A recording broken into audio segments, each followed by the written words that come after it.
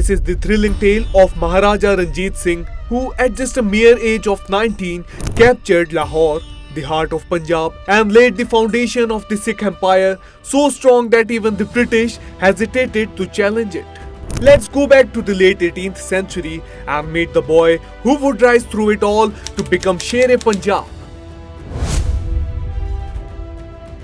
Ranjit Singh was born in 1780 into the powerful Shukar Chakya Misl, one of the many Sikh confederacies ruling over Punjab. But tragedy struck early. In 1792, his father Maha Singh died, and 12-year-old Ranjit Singh found himself at the helm of leadership. Just a year later, Hashmat Khan, a rival chieftain, tried to eliminate this young heir.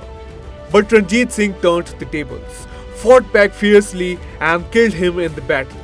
This was no ordinary child, this was a warrior in the making. But just like every legend has an unsung hero, in Ranjit Singh's case, it was Sardarni Sada Kaur, his mother-in-law and chief of the powerful Kanhaiya Misl. In the year 1799, the ruler of Afghanistan and descendant of Ahmad Shah Abdali, Shah Zaman, devastated Punjab with his raids. Lahore, once a Mughal jewel, lay broken and vulnerable. It was at this moment that Ranjit Singh arrived at the gates of Lahore with a handful of horsemen and shouted a challenge. Ranjit Singh and Sada Kaur approached the Afghan ruler by dividing their forces. Ranjit Singh led his men through the Lahori gate and Sada Kaur charged in through the Delhi gate. By evening, the two armies met at Hira Mandi. Lahore was theirs. But what followed was extraordinary.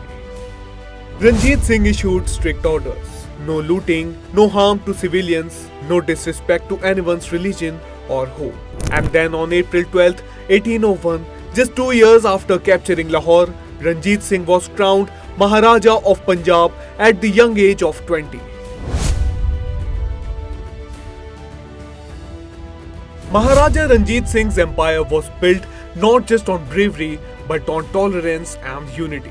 Abolished the jizya tax on Hindus, never forced religious conversions, decorated the Harmandir Sahib with marble and gold, earning it the name of Golden Temple.